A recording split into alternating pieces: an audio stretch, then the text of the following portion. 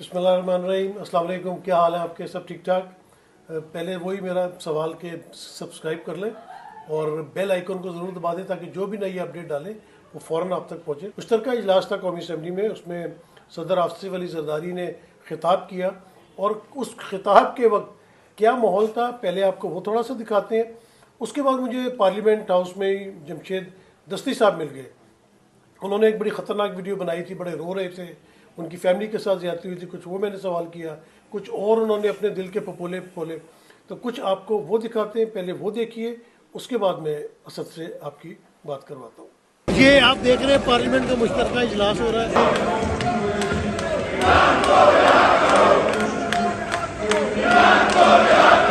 आप MNA बन गए हैं, आम पब्लिक जो है उसको तो इंसाफ नहीं मिलता, तो आपने वो जो एक वीडियो की थी सुबह, बड़ी लोगों को उसमें तकलीफ भी हुई थी देख के, आप बड़ी मुश्किल में लग रहे थे। आपने कहा कि आपकी फैमिली की ख़वातीन तक के साथ ज्यादती हुई, तो कोई आपने उसका केस वगैरह किया और उसमें कोई आपको रिलीफ मिलने के चांसेस हैं? उस मसले पे ना मुख्तलिफ एजेंसियों के लोग थे, CTD के लोग थे, पुलिस के लोग थे। मैंने उस पर चीफ जस्टिस सुप्रीम कोर्ट काजी फैज इसा साहब को भी खत लिखा और army chief general Asim Munir को भी खत लिखा और मुझे उम्मीद भी नहीं थी। उसके बावजूद ही हमने खत लिखा कि ये लोग हैं और आप इस पर जो है ना इन्वेस्टिगेशन कर। बदकिस्मती के काजी फैज इसा साहब सिर्फ मुस्लिम लीग नून को और पीपल्स पार्टी को जितवाने के चक्कर में थे और ये सारी जो है ना उनकी पुष्पनाई कर रहे थे। अगर उसमें था सो मोटो बनता था, बल्कि एक वकील साहब ने भी वहाँ पे केस समाप्त के दौरान मेरा जिक्र किया चीफ जस्टिस के सामने, तो उसने कहा ये उसी का केस है।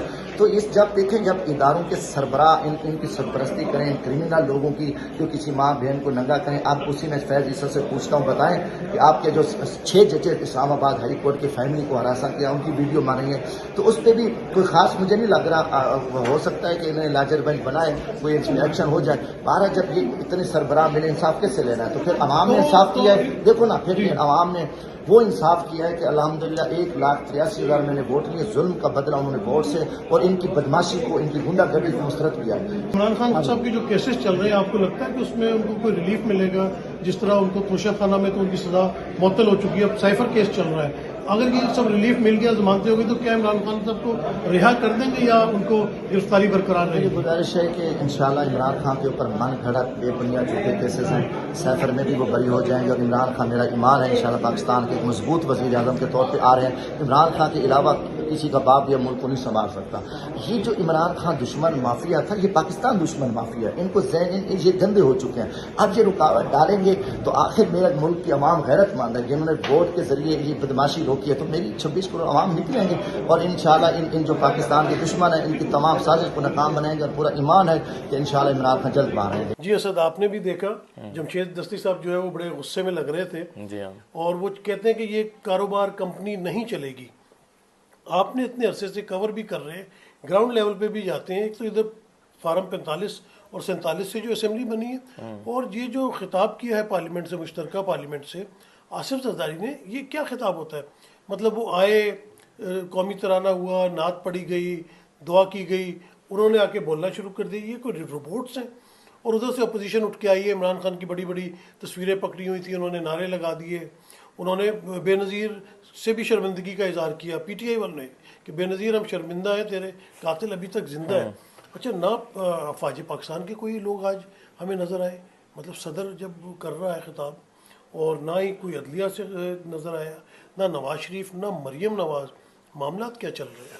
देखिए नसीम साहब, बात यह है कि पहली बात तो वो जो आपने एहतजाज की तो मैंने आज पीपल्स पार्टी वालों से पूछा, पीपल्स पार्टी वालों ने खुद शिकवा किया। उन्होंने कहा कि जी ये देखें ये क्या बात हुई कि एक सदर साहब जो कि मुफाहमत की बात करते हैं और ये और वो, तो PTI को ग्रेस दिखानी चाहिए थी और ये नहीं करना चाहिए था। तो मैंने उनसे सवाल किया कि जब आरिफ अलवी खिताब किया करते थे तो तब आप ये ग्रेस क्यों नहीं दिखाते थे? तब आपको ये क्यों याद नहीं आता था कि ग्रेस दिखानी चाहिए?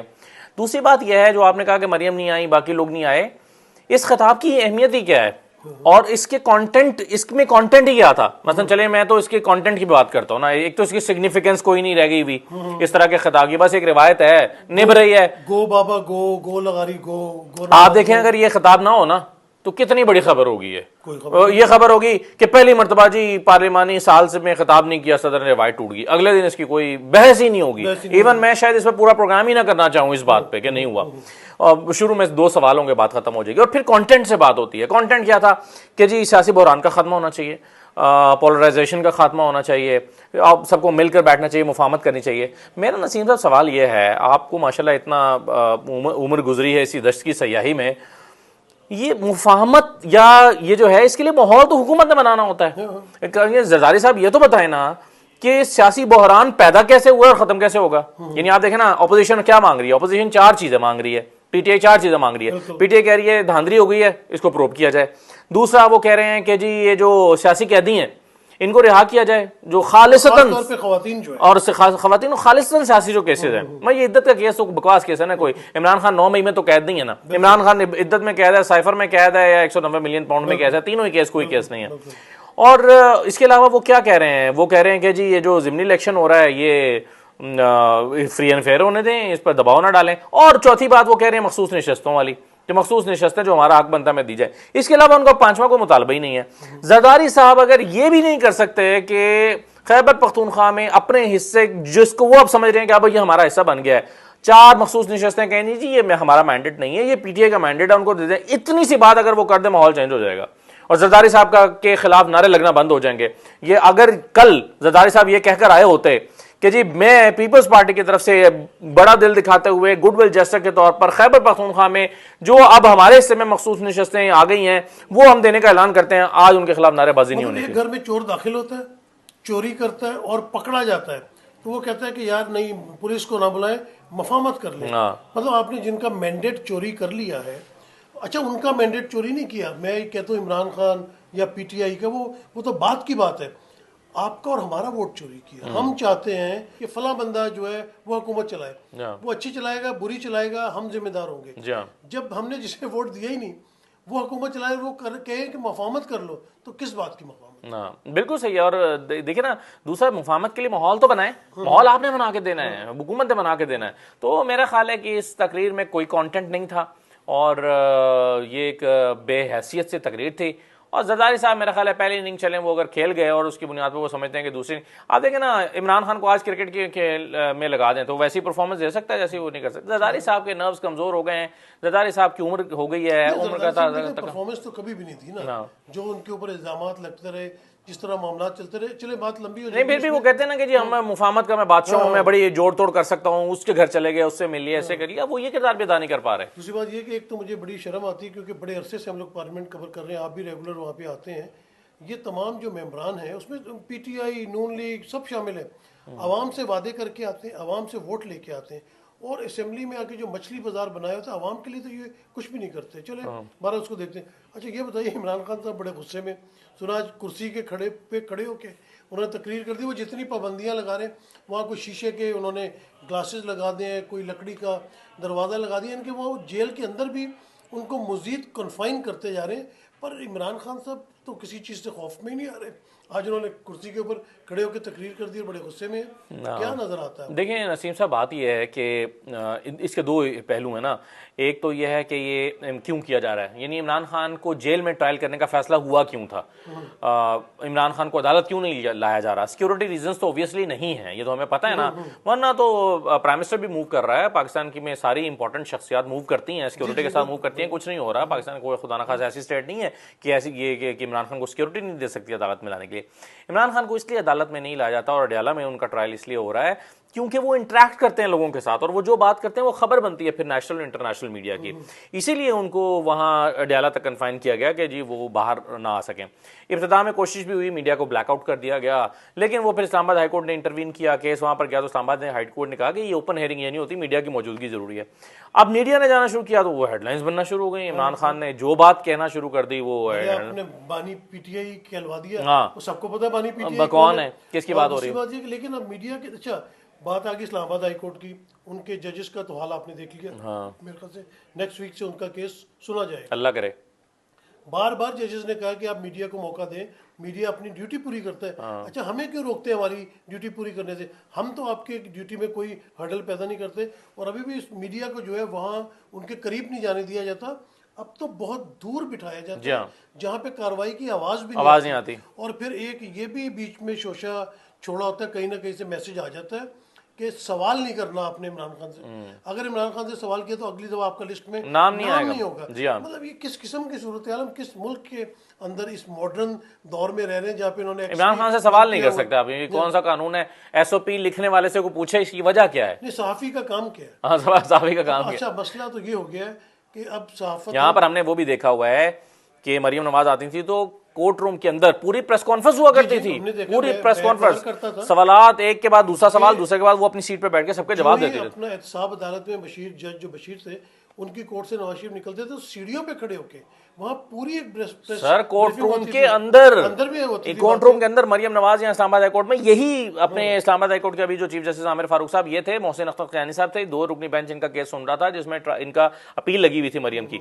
मरियम आधा घंटा पहले आ जाती थी। कई दफा अदालत ने कहा कि आपको आने की जरूरत नहीं है, लेकिन वो फिर भी अपने केस में आती थी, वहां बैठती थी, बैठ के वो पौना घंटे की प्रेस कॉन्फ्रेंस होती थी कोर्ट रूम के अंदर। और मैं शहबाज शरीफ की नैब कोर्ट कवर करने जाया करता था लाहौर में, जब इनके ऊपर वो नैब का केस चल रहा था और उसके अलावा उनका दूसरा केस चल रहा था 16 अरब रुपए की मनी लॉन्ड्रिंग का, FIA का। उसमें मैं देखता था कि शहबाज शरीफ साहब ना केस शुरू होने से पहले सबसे पहले रोस्टम पे चले जाते थे और रोस्टम पे जाके कहते थे कि जैसा मैंने आपसे एक बात करनी, और वो बात करते थे जिसका केस से कोई ताल्लुक ही नहीं होता था। मसलन वो कहते थे हुकूमत ने देखे ना जी ये जो कदम उठाया है, ये फलां चीज की है उन्होंने, तो जज साहब जवाद साहब होते थे, जवाद हसन साहब, वो कहते थे कि देखें आप मेरे अदालत को ना अपनी प्रेस कॉन्फ्रेंस के लिए इस्तेमाल ना करें। एक दो दफा उन्होंने कहा, लेकिन वो नहीं सर मेरी बात सुन ले, 15 मिनट की वो खिताब करते थे और अगले दिन ये नहीं होता था कि आज गवाह के बयान रिकॉर्ड हुए हैं, खबर ये चलती थी कि शहबाज शरीफ ने ये कहा। आज ये हाल है कि आपने देखा है कि हमारे सुप्रीम कोर्ट के अंदर वकीलों को बात नहीं करने दी जाती, जितने साहब खुद बातें करते हैं। चलिए आखिर में ये बताइए कि ये जिस तरह अभी तोशा खाना केस में इमरान खान की सज़ा मुअत्तल हो गई, अब साइफर भी तकरीबन एंड पे पहुंचा हुआ है इस्लामाबाद हाई कोर्ट में, अगर इनकी बरियत हो जाती है 190 मिलियन में इद्दत वाले केस में, क्या इमरान खान को रिहा कर देंगे या कोई और केसेस डाल के उनको अंदर ही रखेंगे? देखें नसीम साहब, ये तो डिपेंड करता है कि जहाँ से रिहाई होनी है वहाँ से होती कि नहीं होती। अदालत ये पहले भी अदालतों के मुजरिम तो हैं नहीं, वो अदालतों ने तो इनको गिरफ्तार नहीं कर रखा है ना। जैसे नवाज शरीफ को हमने देखा लंदन में बैठ के ही उनकी जमानत हो गई थी, राहदारी जमानत, जब एयरपोर्ट के ऊपर बायोमेट्रिक हो गया। तो नवाज शरीफ इमरान खान जो हैं जब तक उनकी रिहाई नहीं होनी है तब तक अदालतें अगर फैसला भी सुना देंगी तो केस तो एक रात में 10 बन सकते हैं। यानी कि वो डील और नो डील वाला मेरा ख्याल है कि या डील इमरान खान करने के लिए तैयार नहीं है। मेरा ख्याल है हालात इस किस्म के बन जाएं कि फिर फैसला साज कुव्वतें कहें कि हाँ ठीक है इनको रिहा करना ही सबके मुफाद में। चले, हमारे पास टाइम की कमी नहीं तो दिल कर रहा था कि आपसे बैठ के बातें फिर दोबारा करेंगे। बहुत शुक्रिया आपका। आपने देखा कि किस तरह पाकिस्तान के मामलात चल रहे हैं और हम इस तरह दोस्तों से रिक्वेस्ट करते रहेंगे कि हमारे साथ बैठा करें और आपको लेटेस्ट तरीन खबरें और तजज़िये दिया करें। मुझे और असदुल्ला खान को इजाज़त दीजिए। अल्लाह हाफिज़।